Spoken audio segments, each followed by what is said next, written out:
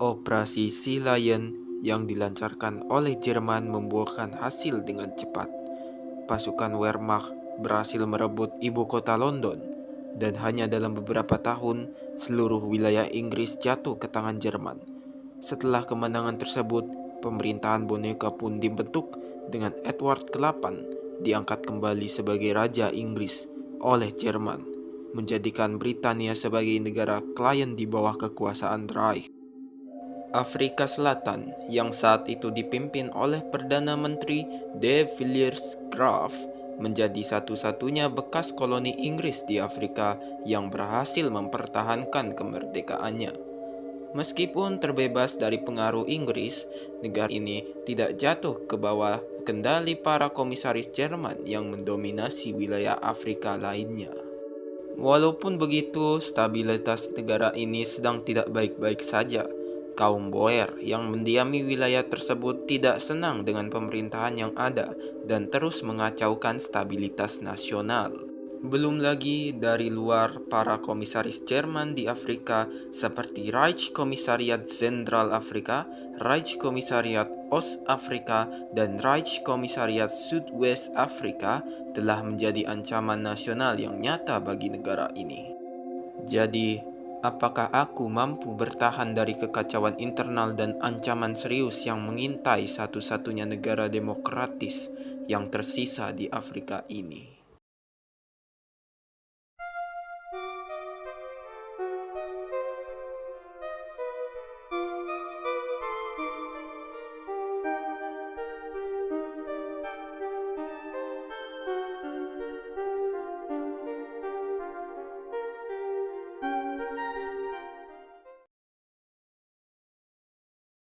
Afrika, sebuah benua yang dikuasai oleh tirani dan dilanda anarki, namun masih menyimpan secercah cahaya kebebasan, yaitu Afrika Selatan.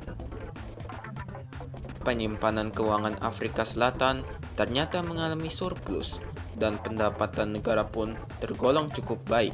Segera aku mengatur alokasi anggaran dan menetapkan poin teknologi untuk difokuskan pada peningkatan pendapatan nasional. Meskipun ancaman dari komisaris Jerman yang mengelilingi negara ini sangat menakutkan, fokus utamaku tetap pada penanganan kekacauan internal. Oleh karena itu, aku mengasimilasi wilayah-wilayah dengan stabilitas terendah.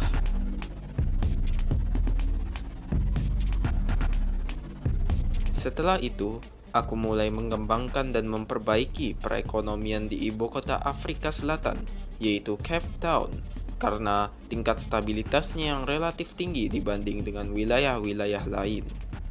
Peristiwa besar terjadi dengan hadirnya astronot pertama dari Jerman yang berhasil mendarat di bulan. Dalam upaya memperbaiki stabilitas negara yang begitu rapuh, terjadi peristiwa besar, pembunuhan terhadap Hitler. Setelah itu, Albert Speer ditunjuk sebagai penerus dan menjadi Führer yang baru, sebuah cahaya baru bagi Jerman. Aku merekrut sejumlah kecil pasukan sebagai langkah antisipasi terhadap ketegangan global yang semakin mendekat, serta ancaman nyata dari para komisaris Jerman di Afrika. Setelah melakukan investasi ekonomi, pengembangan teknologi, dan memperbaiki stabilitas seluruh wilayah negara, Afrika Selatan juga tidak memiliki aliansi dan bersikap netral, menjadikannya sasaran empuk bagi para komisaris Jerman.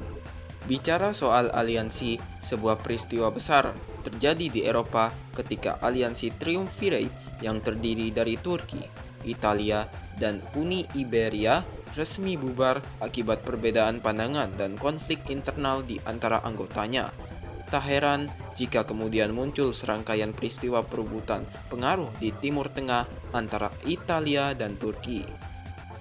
Tak lama setelah itu, muncul peristiwa yang mengkhawatirkan di Afrika Selatan. Sejumlah protes yang awalnya tidak terorganisir tiba-tiba membesar dan menyebar ke seluruh penjuru negeri, menyebabkan situasi menjadi tak terkendali. Meski kepolisian lokal berhasil meredakan ketegangan, sayangnya banyak infrastruktur yang rusak akibat aksi protes tersebut. Hal ini berdampak langsung pada penurunan pendapatan negara, serta melambatnya laju pertumbuhan ekonomi yang sebelumnya berjalan cukup cepat. Setelah melihat Burgundi bermain-main dengan senjata nuklirnya, pemerintah mengambil sikap tegas untuk mencegah agar protes serupa tidak terjadi lagi.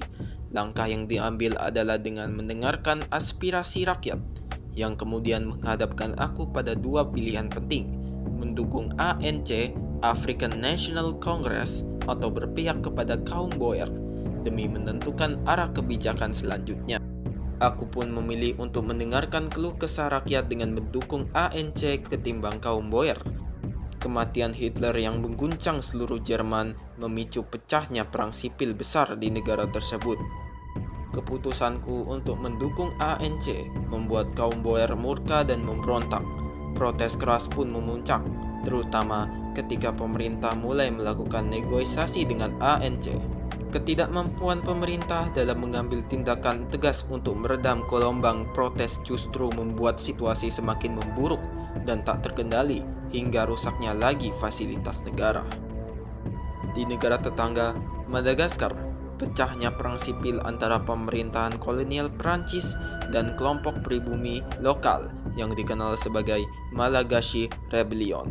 Setelah ekonomi negara terpukul akibat gelombang protes yang terus-menerus, kaum Boer akhirnya menarik diri dari pemerintahan dan mendirikan negara mereka sendiri yang bernama Afrikaner Volksstaat. Mereka menolak mengakui legitimasi pemerintahan yang sah dan menuduh adanya kecurangan dalam pemilu tahun 1948.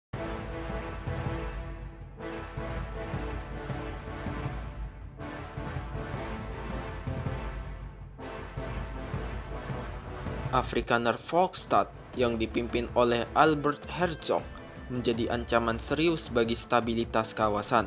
Sebagai tanggapan, beberapa komisaris Jerman di Afrika segera membentuk aliansi militer yang bernama Afrika Shield, yang secara khusus dibentuk untuk melawan dan menghancurkan negara Afrika Selatan. Lalu, apa rencana aku untuk menghadapi Afrikaner Volksstaat dan para komisaris Jerman? Begini rencananya. Wilayah bagian utara ini cukup luas, tapi dikelilingi oleh Afrikaner dan komisaris dari segala arah. Jalur masuk ke wilayah ini sempit, jadi mempertahankan wilayah utara terlalu beresiko. Karena itu, saya memilih untuk fokus di selatan, daerah yang punya akses ke laut dan lebih mudah dipertahankan. Sesuai perkiraan, aliansi Afrika Shield mulai bergerak untuk merebut wilayah utara. Namun, Afrikaner Volksstaat tidak menyadari bahwa pasukanku di selatan diam-diam mulai membebaskan wilayah pendudukan mereka satu persatu. Lebih hebatnya lagi, datanglah bantuan dari pasukan relawan Amerika datang tepat waktu bikin pertempuran ini jauh lebih seimbang. Meski begitu, pasukan Volksstaat akhirnya menyadari pergerakanku dan mencoba mempertahankan wilayah selatan. Tapi, karena pertahanannya yang lemah, pasukanku yang jumlahnya jauh lebih besar dengan mudah berhasil menerobos masuk, hanya menghadapi sedikit perlawanan. Setelah aku mengatur ulang pengeluaran negara dan memfokuskan anggaran ke sektor militer, pasukanku mulai bergerak maju ke wilayah Afrikaner Volksstaat. Markas besar mereka berhasil direbut, tapi mereka belum menyerah begitu saja. Mereka kabur ke wilayah utara milikku, mencoba bertahan dari serangan pasukanku yang ada di selatan. Sementara itu, para komisaris Jerman tetap pasif, tidak bergerak sama sekali. Jadi, aku mengambil inisiatif dan menyerang lebih dulu. Tanpa banyak basa-basi, pasukanku mulai bergerak dan masuk ke dalam hutan-hutan Afrika yang dikuasai oleh rezim tirani ini. Dengan keberhasilan merebut kembali wilayah utaraku dari Afrikaner Volksstaat, serta kemajuan mulus pasukanku di 3 front utama melawan para komisaris Jerman, situasi mulai berbalik drastis. Satu persatu, komisaris besar menyerah. Para pemimpin mereka melarikan diri dari Afrika, dan struktur pemerintahan komisaris pun runtuh akibat serangan mendadak pasukanku dan bantuan dari relawan Amerika. Pada akhirnya, bukan hanya aku berhasil mempertahankan negaraku sebagai negara demokrasi, tapi juga membebaskan wilayah-wilayah yang dulu dijajah oleh Jerman, Southwest Afrika, Ostafrika, dan Sentral Afrika. Meski aku berhasil mendapatkan sejumlah wilayah baru, stabilitas di daerah ini masih rendah. Butuh waktu, usaha, dan anggaran investasi ekonomi untuk membangunnya kembali dan menyatukannya dengan negara yang sudah ada. Tapi kini, tanpa bayang-bayang Jerman di Afrika, dengan bergabungnya kami ke dalam aliansi OFN dan hadirnya sekutu-sekutu baru di benua ini, akhirnya negara ini bebas. Bebas untuk menentukan nasibnya sendiri, bebas untuk tidur tanpa rasa takut. Dunia mungkin masih kacau, tapi bagi negara ini, perjuangannya sudah cukup. Dan untuk pertama kalinya setelah sekian lama, negara ini bisa beristirahat dengan damai.